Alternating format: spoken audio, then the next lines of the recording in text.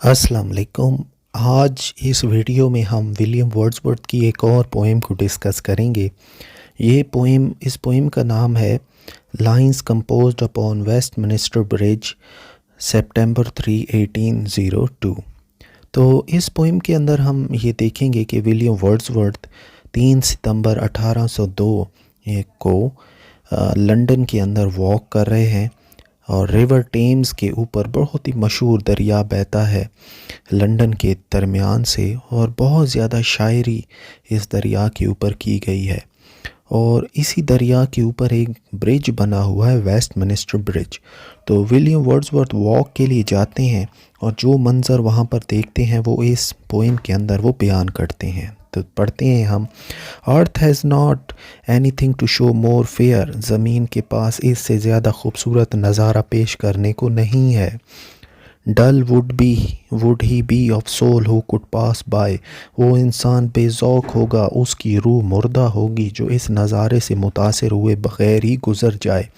A sight so touching in is majesty, और ये एक नज़ारा जो अपनी आबोताब में इतना मुतासिर खून है। This city now doth like a garment wear, ये शहर इस वक्त सुबह की खूबसूरती को एक लिबास की तरह पहने हुए है। The beauty of morning silent bare, और सामने जो खूबसूरती है इस शहर की वो उसने उस खूबसूरती को ओढ़े हुआ है। Shapes tower domes theatres and temples lie, सामने दरिया के ऊपर वो ये कहते हैं कि मैं देखता हूँ बहरी जहाज़, मीनार, गुंबद, थिएटर, और साथ में गिरजा घर भी मेरे सामने मौजूद हैं। Open unto the fields and to the sky, और ये जो सारी चीज़ें हैं ये खेतों और आसमानों के सामने खड़ी हैं। All bright and glittering in the smokeless air, ये सब साफ़ सुथरी और धुएं के बग़ैर हवा में चमकदार नज़र आ रही हैं।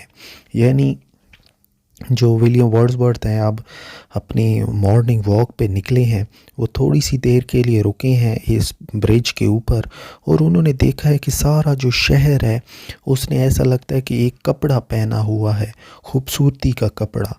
और शिप्स हैं, टावर्स हैं, थिएटर्स हैं, टेम्पल्स, गिरजाघर हैं, वो सारे के सारे ऐसा लगता है कि बिल्कुल तरोताज़ा वहाँ पर मौजूद हैं। और हवा भी बिल्कुल प्योर है, बिल्कुल साफ़ शफाफ हवा है। आगे विलियम वर्ड्सवर्थ कहते हैं, never did sun more beautifully steep, सूरज कभी भी अपनी आबोताब से ना निकला होगा। In his splendour valley rock और हिल, वादी पहाड़ चट्टान में से कभी भी उन्हें देखकर इतना सुकून महसूस नहीं किया होगा। नेवर सा आई नेवर फेल्ट अ काम सो डीप, वही बात कि कभी भी उनको इतना सुकून महसूस नहीं किया होगा। The river glide at his own sweet will, कि दरिया अपनी आज़ादी और रज़ा से बह रहा है, मतलब दरिया भी अपनी मर्ज़ी से बह रहा है। Dear God the very houses seem asleep, है खुदाए अज़ीम तमाम घर ऐसे लगते हैं कि वो अभी तक सो रहे हैं। And that mighty heart is sleeping still, और अज़ीम दिल यानी शहर जो लंदन का शहर है वो अभी तक सोया पड़ा है, यानी अभी तक वो पुरसकून है।